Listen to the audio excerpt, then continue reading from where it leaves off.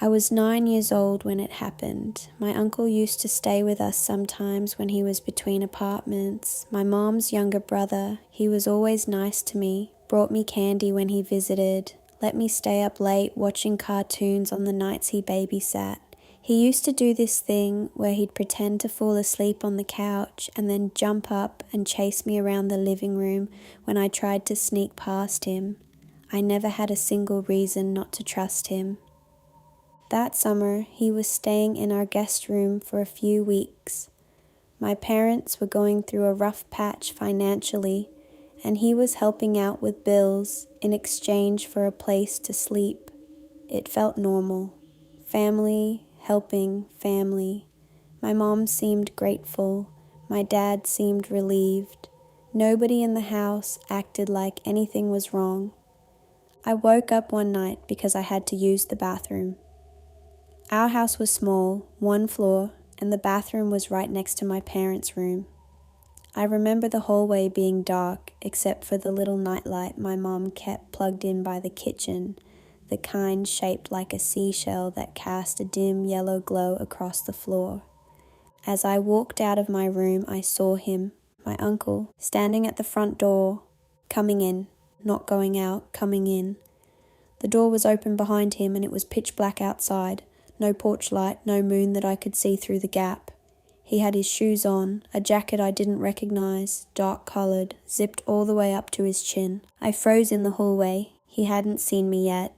I don't know why, but every part of my body told me not to make a sound.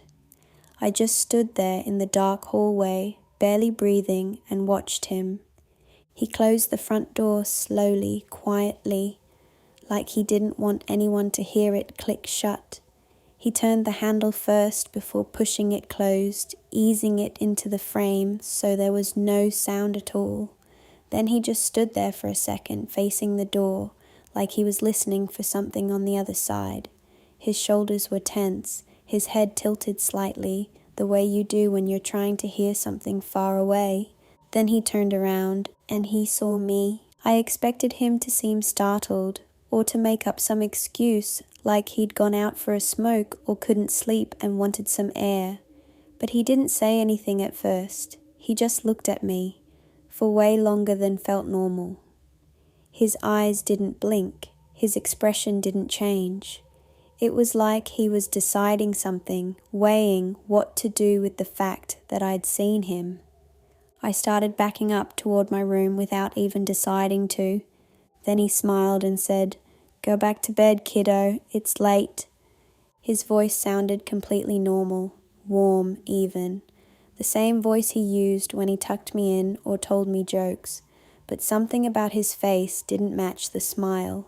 His eyes stayed flat the whole time, like the smile was something he was doing rather than something he was feeling. I went back to my room and I did not sleep the rest of that night. I lay there with my door cracked open, just enough to see a sliver of the hallway, listening to every creak in the house, every settling sound, convinced each one was him walking past my door. I never told my parents what I saw. I don't know why. Maybe I thought I'd imagined it, that it had been some half-asleep version of reality that didn't actually happen. Maybe I was scared of what it meant if it had. He left 2 days later, said he found an apartment downtown. My mom seemed relieved and confused at the same time, like she hadn't been expecting him to find a place that fast, not with the money troubles he'd mentioned. She asked him a few questions about it that he answered too quickly, too smoothly, and then she didn't ask anything else. About 6 months later, my mom got a call from my grandmother late on a Sunday evening. I remember because she took the call in the kitchen and I watched her face go pale through the doorway. My uncle had been arrested. I never learned the full details. My parents wouldn't talk about it in front of me, and any time his name came up, they'd get quiet and change the subject or send me to my room. All I know is that it had something to do with where he'd been going at night, and that the address that came up in the investigation was 3 streets over from our old house. Close enough to walk, close enough that the times didn't seem random anymore. I think about that night a lot, the way he closed that door so quietly, like muscle memory, like he'd done it.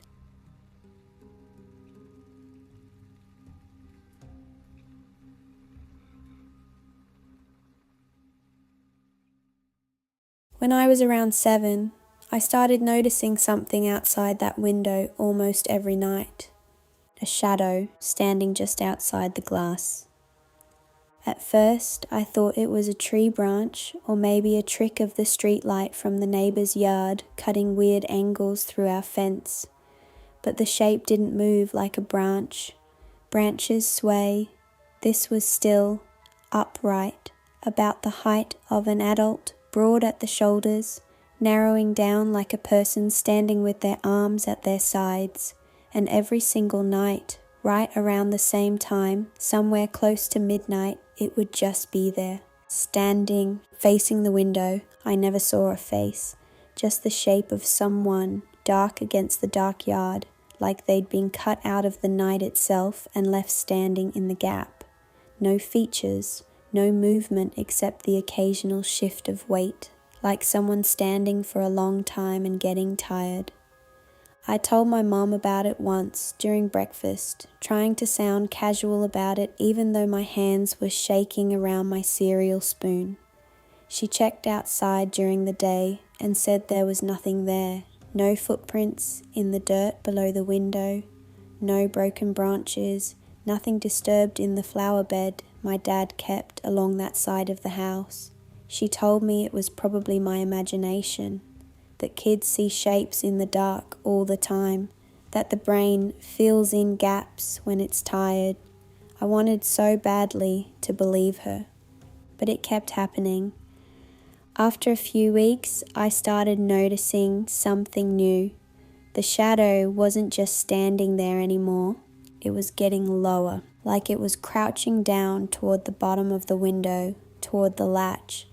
I remember lying there one night, completely still, my blanket pulled up just below my eyes, watching the shape slowly bend down at the knees until it was level with the window lock.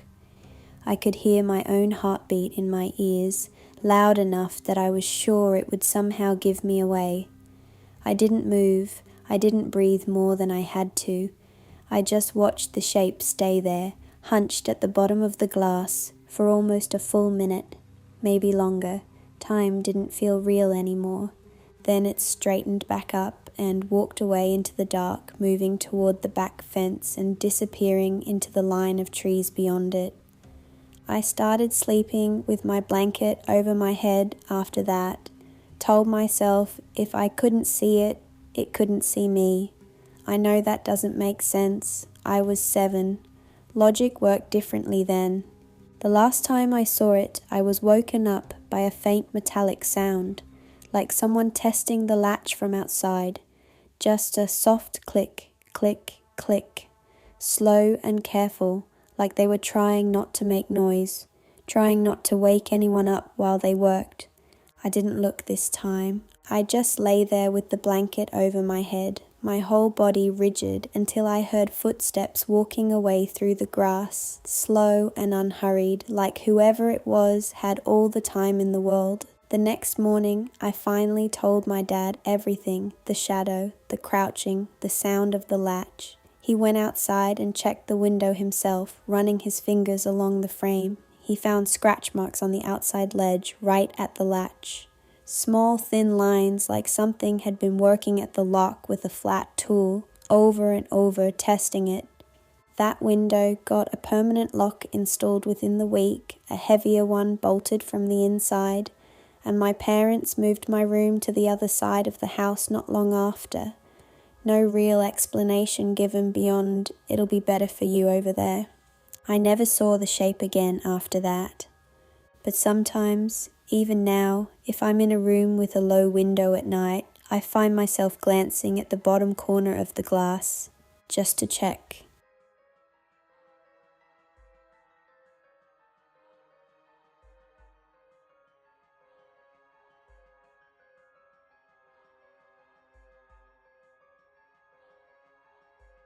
When I was around 8 years old, my mom started doing something that I never understood until much later.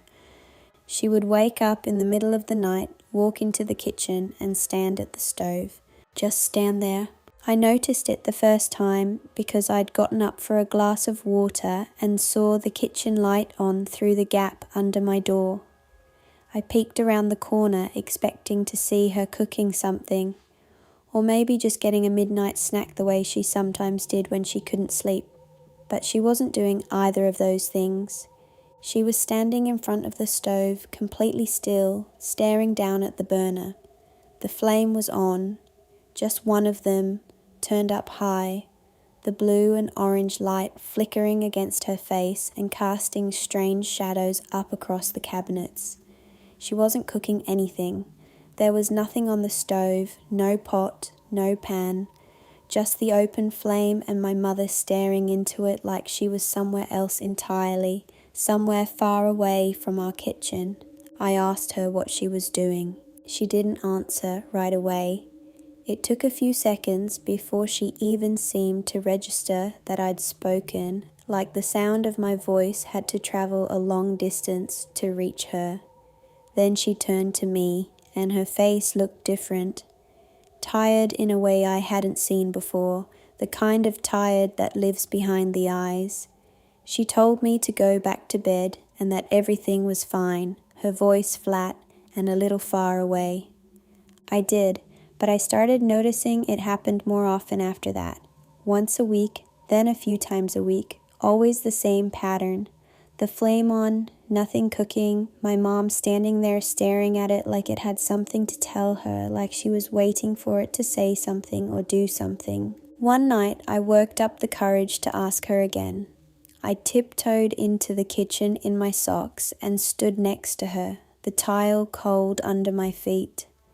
The heat from the burner was strong even a few feet away, warm against the side of my face. I asked her what she was looking at. She said without looking at me, her eyes still fixed on the flame, making sure it doesn't go out. I asked her why that mattered, why it would matter if a stove flame went out in the middle of the night. She was quiet for a long time, long enough that I thought she wasn't going to answer at all, that the conversation was just going to end there in silence.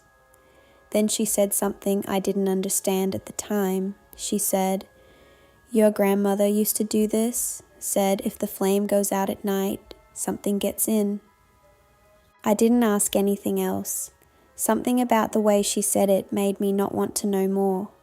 I just stood there next to her in the quiet kitchen until she finally reached down and turned the burner off, the room going dark and cold all at once, and took me back to bed without another word. I found out years later, after she passed, going through her old things in boxes we hadn't opened since the funeral, that my grandmother had written something similar in an old journal I found tucked inside a hat box. A line about keeping a flame lit through the night, something about it keeping the door shut. I never figured out what door she meant. There was nothing else written about it anywhere in the journal, just that one line, underlined twice in pen, that had gone faint with age. I think about my mum standing at that stove more than I'd like to admit. The way she stared into that flame like she was keeping watch over something the rest of us couldn't see, something that only showed itself to her in that kitchen in the dark while the rest of the house slept. I don't leave my stove on at night. I've never been able to bring myself to do it, not once, not even by accident. But some nights, when the house gets too quiet, when the silence starts to feel less like silence and more like something holding its breath, I find myself standing in my kitchen anyway, just in case.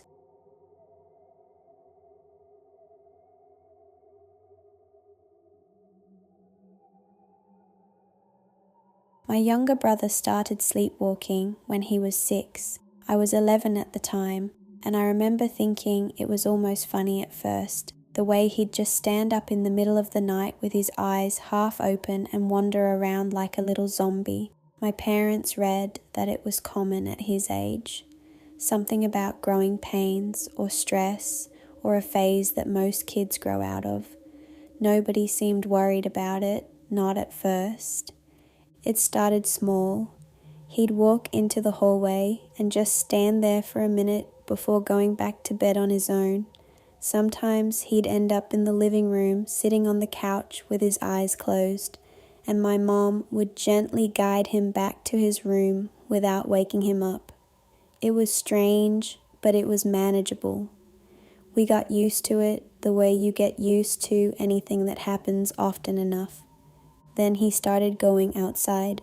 The first time it happened, my mom found the back door open at around 3 a.m. and panicked, running through the house calling his name before she found him standing in the middle of the backyard, barefoot, perfectly still, facing the tree line at the edge of our property. She said when she touched his shoulder, he didn't even flinch, just turned around slowly, eyes still closed, and let her walk him back inside like nothing had happened. After that, my parents started locking the back door every night and keeping the key on a hook too high for him to reach. They thought that would be the end of it. It wasn't. He kept doing it. Some nights they'd wake up to find him standing at the door, hands pressed against the glass, even though it was locked and there was no way he could have opened it. He never tried the handle. He just stood there, looking out like he was waiting for permission. I started noticing it too because my room was closest to the kitchen. I'd hear his bare feet on the floor, slow and quiet, moving down the hall every night around the same time. I never said anything to my parents about it. I figured they already knew. One night I decided to follow him. I don't know exactly why. Maybe I was just curious. Maybe some part of me already sensed that something about this wasn't just normal sleepwalking. I waited until I heard his door creak open. Then I slid out of bed and followed him down the hallway, keeping a few feet behind, careful not to make a sound. He walked straight to the back door and stood there for a moment, hand resting against the glass. Then, without trying the handle, without even seeming to register that it was locked, he turned and walked toward the window in the laundry room instead, the one that had been left unlatched because the lock had been broken for weeks and nobody had gotten around to fixing it. He slid it open just enough to climb through, and I watched him disappear into the dark backyard. I should have woken my parents right then. I know that now. But I didn't. I climbed out after him instead, my heart pounding so hard I could feel it in my throat, and I followed him across the grass toward the same spot at the edge of our property where my mom had found him before.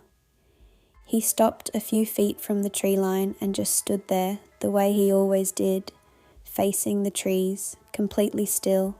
But this time, something was different. His lips were moving. I crept closer, careful to stay low, and I could just barely make out what he was whispering.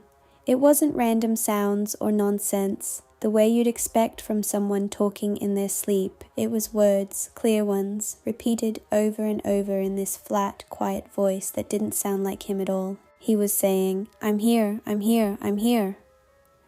I froze where I was standing, maybe 15 feet behind him, and I followed his gaze toward the trees, trying to see what he was looking at. At first there was nothing, just darkness and the shapes of branches swaying slightly in the wind.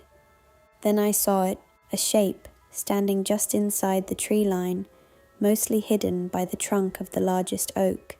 Tall, still, watching him the exact same way he was watching it. I didn't move, I didn't breathe. Every instinct in my body told me that whatever this was, it hadn't noticed me yet, and I needed it to stay that way. My brother kept whispering, "I'm here, I'm here," like he was answering something, like this was a conversation that had been happening every single night, long before I ever started following him. Then the shape took a step forward out from behind the tree, just enough that I could see the outline of it properly in the dim moonlight. It wasn't an adult, it wasn't even close to adult-sized. It was a child, about my brother's height, standing in the same kind of stillness he was, head tilted slightly, like it was studying him. My brother took a step toward it. That's when I finally moved. I grabbed his arm and pulled him back hard, and he gasped awake all at once, blinking and confused, looking around like he had no idea how he'd gotten outside. I didn't look back at the tree line. I just pulled him toward the house as fast as I could, practically dragging him through the laundry room window, and I didn't let go of his hand until we were both back in his room with the door shut. I told my parents everything the next morning, about the window, about the whispering, about the shape in the trees. My dad went out that day and fixed the broken latch, then added a second lock above it, one that required a key from both sides. My mom started sleeping on the couch near the back door for almost a month afterward, just to be sure. My brother never sleepwalked again after that night. Not once. It just stopped completely, like whatever had been pulling him outside lost interest or lost its chance. I asked him once, years later, if he remembered any of it. He said no, said he didn't remember ever sleepwalking at all, didn't remember the backyard, didn't remember any of the nights leading up to it. But he told me something else, something that stuck with me ever since. He said that sometimes, even now, he still dreams about a kid standing at the edge of a tree line, just standing there, still waiting for him to come back outside.